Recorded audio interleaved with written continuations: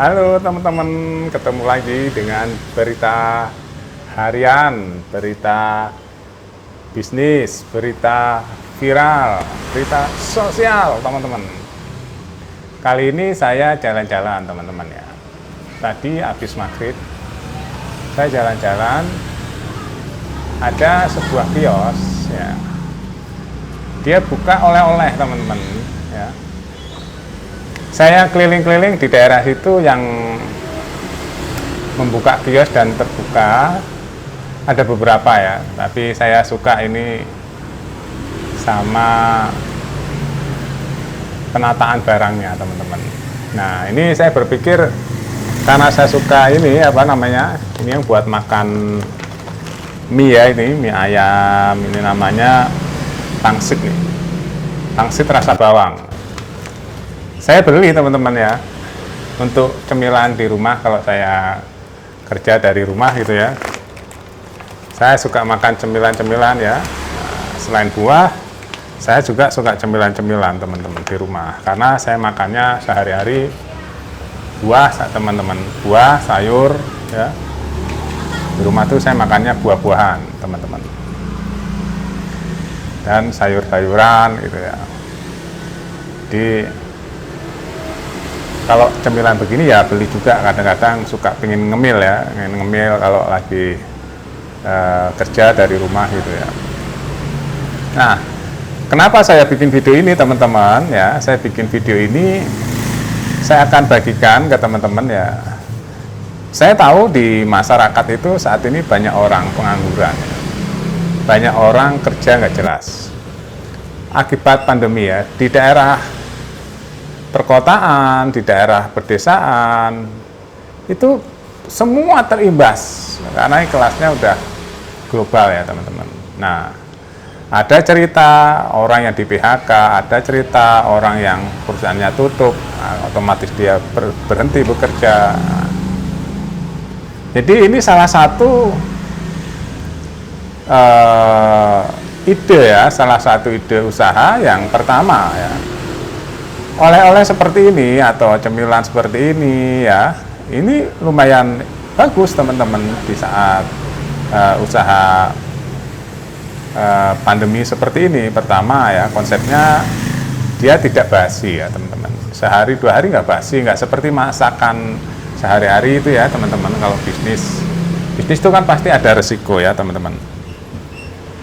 Ada resiko, ada jenis-jenis bisnis yang sehari nggak laku basi ya teman-teman. Nah itu salah satu risiko bisnis. Nah ini bisnis yang seperti ini banyak banget tuh. Tadi jenisnya kebetulan saya yang suka ini, saya beli ini teman-teman ya. Ini rasa bawang ya, rasa bawang pangsit ya teman-teman ya. Nah saya beli ini untuk stok saya di meja kerja saya. Nanti kalau saya pengen ngemil, saya ngemil gitu ya teman-teman. Nah, kembali lagi ke usaha. Banyak anak-anak sekarang usaha yang saya lihat ya, karena saya kerjanya belusuan ya, keluyuran kemana-mana, ngobrol dengan banyak orang. Banyak usaha yang gulung tikar juga teman-teman. Usaha itu nggak gampang ya. Pertama, secara ekonominya ya, secara ekonomi perputaran uang, beban yang ditanggung ya di usaha yang sifatnya mangkal seperti ini teman-teman ya, di kios-kios gitu kan ada beban-beban yang harus ditanggung. Pertama, kalau kiosnya itu sewa ya, bukan kios sendiri, pasti sewa dan itu ada akumulasi ya teman-teman. Ada penyusutan sewa, kalau setahun umpamanya 7 juta ya, dibagi 12 berapa per bulannya, itu belum listrik ya teman-teman, listriknya. Kalau ditungguin sendiri kita nggak perlu bayar karyawan lah ya, tungguin sendiri. Nah itu juga harus kita hitung, karena saya mengamati banyak usaha-usaha yang baru-baru di kios-kios gitu ya, baru berapa bulan sudah tutup. Kenapa? Karena dia tidak menutup biaya operasional. Karena usaha baru itu teman-teman grafiknya pasti menurun teman. Nggak mungkin usaha baru langsung naik, itu nggak mungkin. Itu rumus usaha baru tuh dia turun dulu ya. Apalagi rumus usaha baru yang benar-benar baru, tidak ada change, tidak ada cabang di mana-mana. Dia pasti grafiknya turun dulu. Karena apa? Karena dia membangun market dulu teman-teman. Nah, Kalau bangun market kan dia turun dulu, pertama turun, dapat konsumen dan market ya. Dengan harapan konsumen yang masuk itu dia akan anak beranak ya, dia akan datang lagi membawa teman dan sebagainya.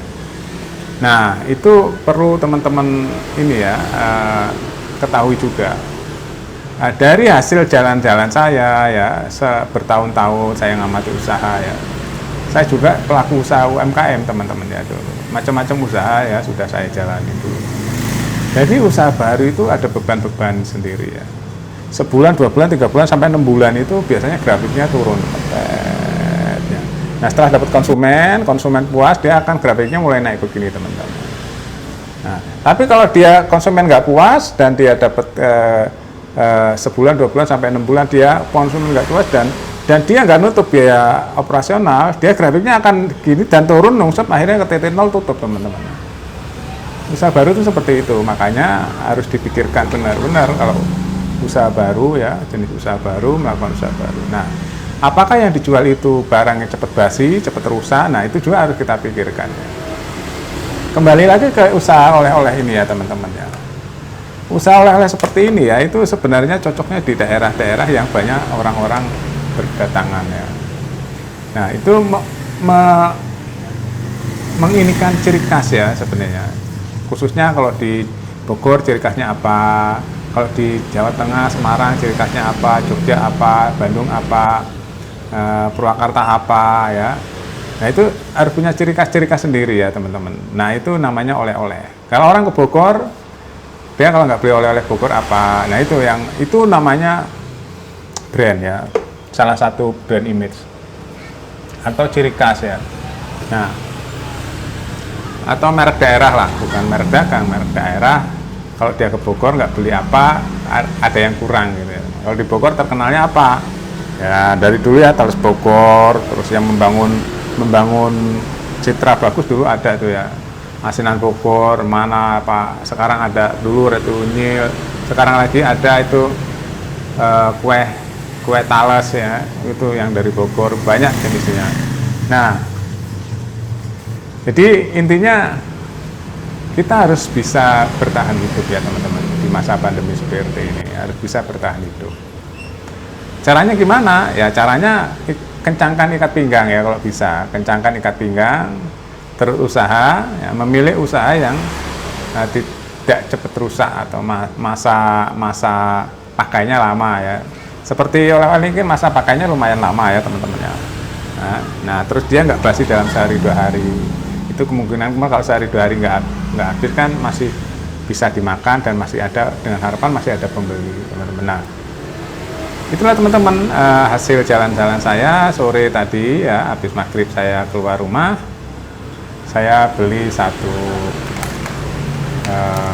bungkus cemilan ya teman-teman, karena saya lihat kok di pinggir jalan ada sebuah toko. Saya pikir belum lama itu tokonya, saya coba lihat ternyata banyak jenisnya gitu teman-teman, banyak jenisnya, jenis makanan kecil ya, cemilan, jajanan, banyak jenisnya. Itu sebenarnya bagus teman-teman ya, bagus, tinggal penetrasi pasarnya ya, dia inovasinya seperti apa untuk meningkatkan penjualan gitu teman-teman ya. Oke, itulah teman-teman evaluasi atau reaksi atau komentar saya tentang usaha cemilan yang ada di pinggir kota ya, di Kota Madia, tapi di daerah perbatasan antara Kota Madia dan kabupaten. Itu teman-teman ya.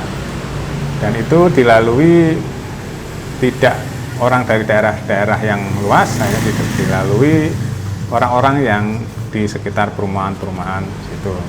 Saya pikir lumayan bagus, tinggal menekan biaya-biaya operasional supaya biaya pengeluaran tidak lebih besar dari biaya penghasilan. Nah, itu teman-teman evaluasi saya, dan apa ya, ya gimana lagi, masanya masa seperti ini ya, banyak orang susah ya, banyak orang PHK, banyak orang butuh pekerjaan, sementara kebutuhan tetap ya, bahkan cenderung naik ya, listrik ya, BPJS naik, harga-harga sembako juga naik ya. Ini bagi orang swasta ya, orang kecil apalagi, itu berat teman-teman ya, berat sekali. Kalau kayak ASN enak ya teman-teman ya, dia gajinya naik ya teman-teman. Ya, tunjangannya naik. Nah, kalau orang-orang biasa ya, seperti saya nih ya, orang kecil ya, ini harus bagaimana? Nah, bertahan hidup bagaimana? Ya toh? Nah, itulah teman-teman, hidup tuh seperti itu ya. Tapi paling enggak kita harus bersyukur ya. Kita diberi sehat ya, bersyukur. Kita diberi rezeki ya, kita nggak usah takut rezeki. Insya Allah ada rezeki, asalkan kita bersilaturahmi, bekerja ya, bekerja keras ya, bekerja keras, tapi bekerja yang halal ya teman-teman. Insya Allah ada rezeki ya. Jangan berputus asa, oke? Semangat terus, kerja keras terus yang halal, dan jangan lupa jaga kesehatan, dan like, comment, and subscribe. Terima kasih.